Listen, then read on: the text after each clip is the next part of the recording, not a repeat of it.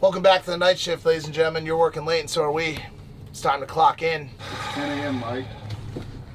David, why are you driving and not producing the night shift? All right, guys, listen, we are not in the studio. Once again, we are on a mobile and remote adventure. And by the way,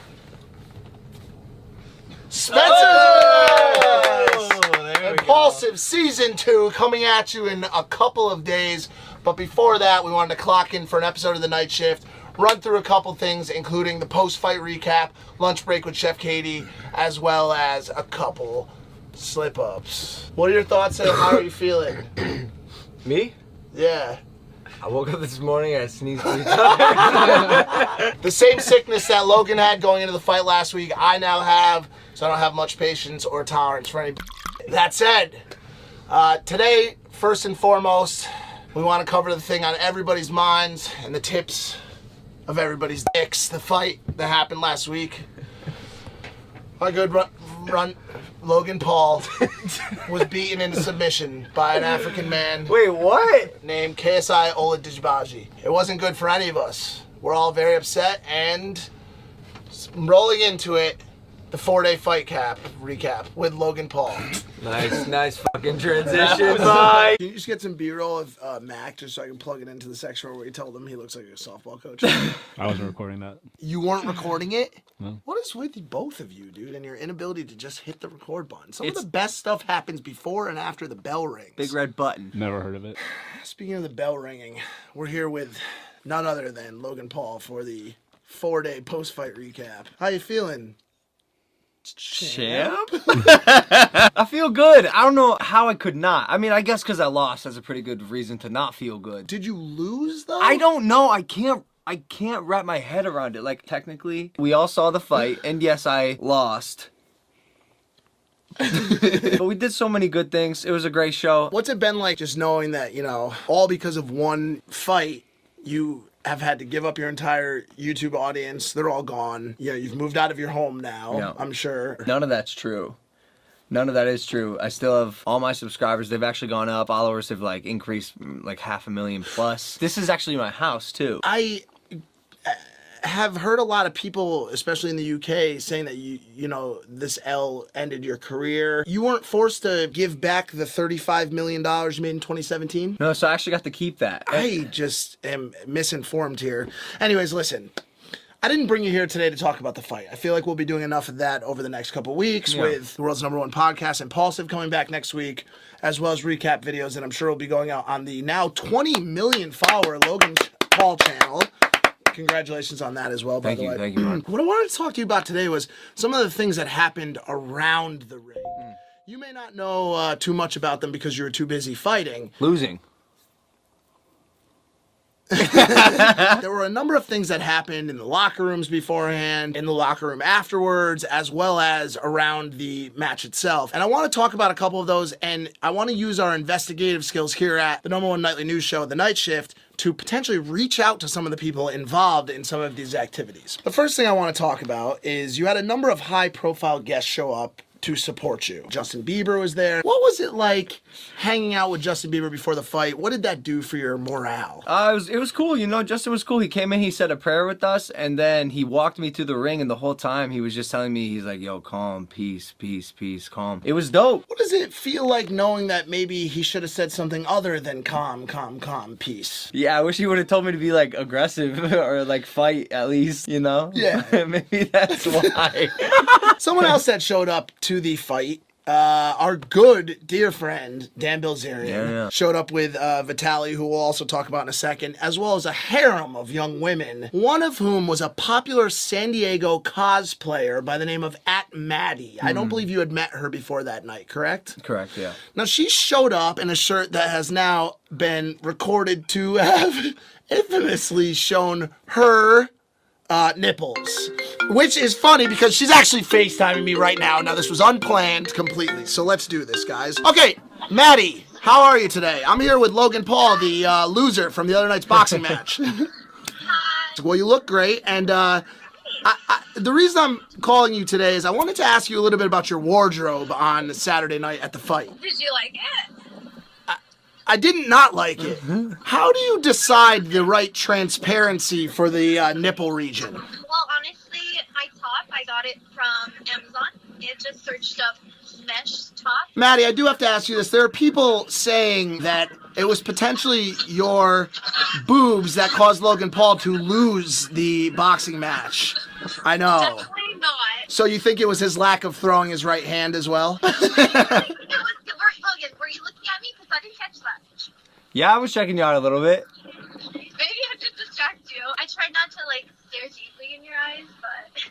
Well, you did, and now I lost. I'll be honest, I don't like any of this. One last question. There was a video that leaked on Instagram stories from later in the night at the after party. It looked like you were giving one of the Maverick team members a lap dance. Who was that? That was you, silly. Ah, yeah. Ah, yes, right. Okay, I apologize for that. Well, Maddie, thank you so much for calling in, and you enjoy the rest of your shoot. And I will say your nipples look as great today as they did on Saturday night. Well, thank you. Bye, we'll have you on the night shift soon. See ya. Wow, what a sweet girl. Super pretty, too. Yeah, you seem to have said that the other night, and I've made it pretty clear that I was quite interested in that girl before. So what makes you think that I shouldn't just beat the living shit out of her right now? We held hands, bro. We were walking into a party, and, we were just, holding digits like this. But she danced on you.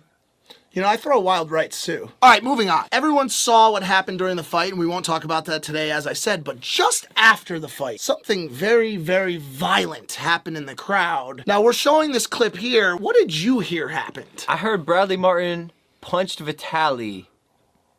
There's no one arguing that, but what we do want to know is what exactly went down, and so I believe we are going to get Bradley Martin on FaceTime right now to find out exactly what happened. Hey, Bradley, how are you, brother? What's good, man? What's good? Wait, you guys are doing this in the van? Are you in a van right now? yes. Oh. Yep.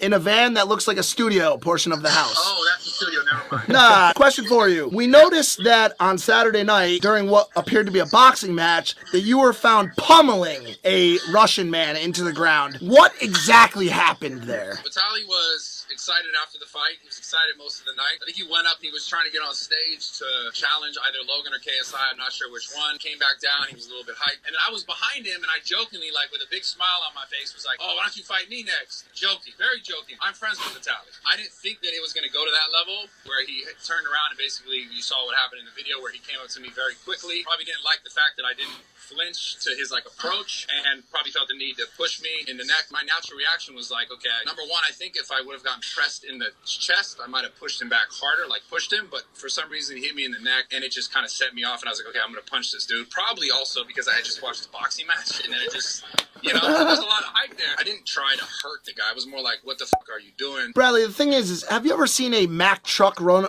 over a kitten before? It doesn't really matter if you're trying to hurt someone or not. You are a large fucking human, dude. I mean, what were you thinking, dude? You could have killed the guy. What was I going to do? Stand there and get pushed in the neck and be like, oh, sick, I'm a pussy, I'm just going to get pushed in my neck. I wouldn't expect anyone to take that without some sort of reaction. I just want people to know this. If anyone's hitting me up, I don't dislike Vitaly.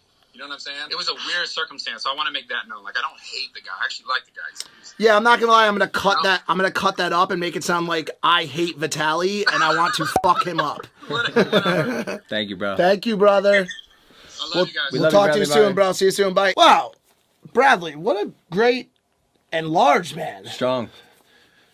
Well, another thing that happened at the fight on Saturday night, your little brother Jakey had a bit of a meltdown. What exactly went on there?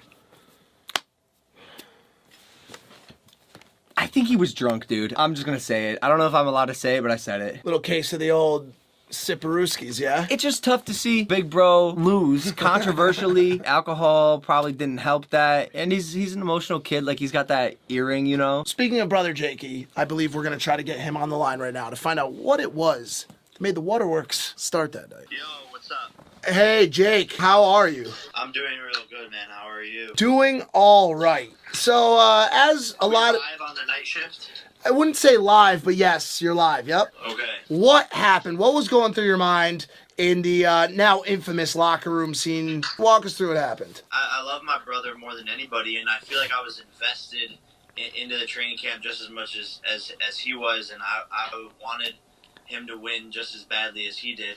And, I just think the decision was fair, and I was just emotional, and a lot of thoughts were on my mind. I got a little upset with Shannon Briggs after, and maybe I was in the wrong, but at the time that's what I felt. Like I said, I think it comes down to I wanted to see my brother win. Yeah, facts. So did a lot of us, and it really sucks that he let everyone down and is apparently a real fucking loser. If you could go back and do it again, would you punch Shannon Briggs in the face?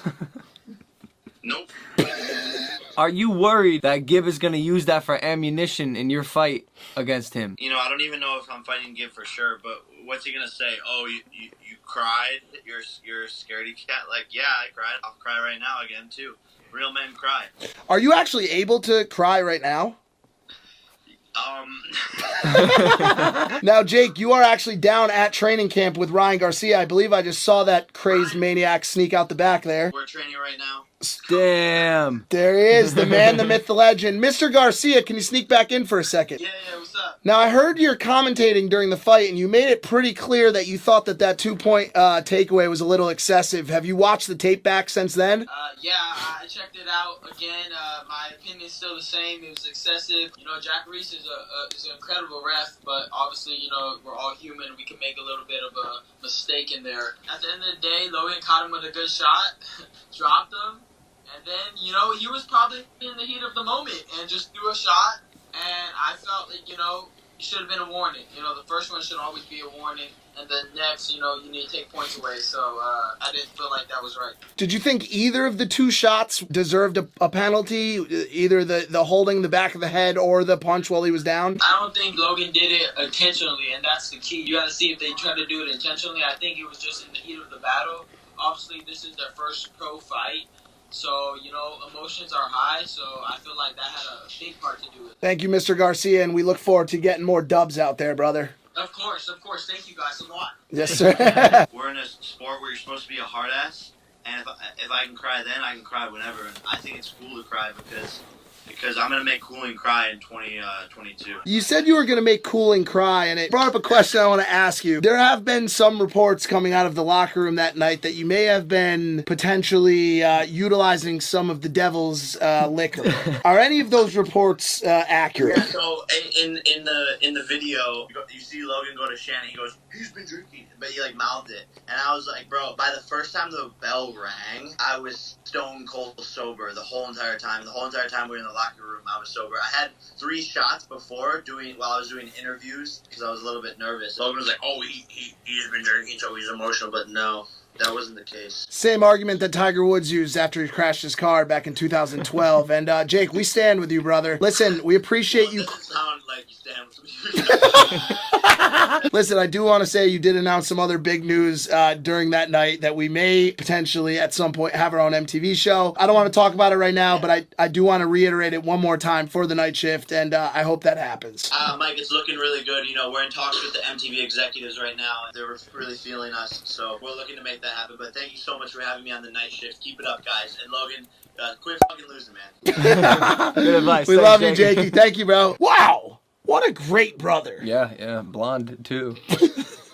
Why is it the only thing I ever know what to say after I hang up with somebody? It's just, wow, what a great, and then Hey, something. I knew he was drinking, bro. Man, it sucks because he was so emotional, but when he was in my face, I was like, this boy smells like tequila. I got drunk just talking to him. Another big story from Saturday evening. This one is a little bit liquidy. I hate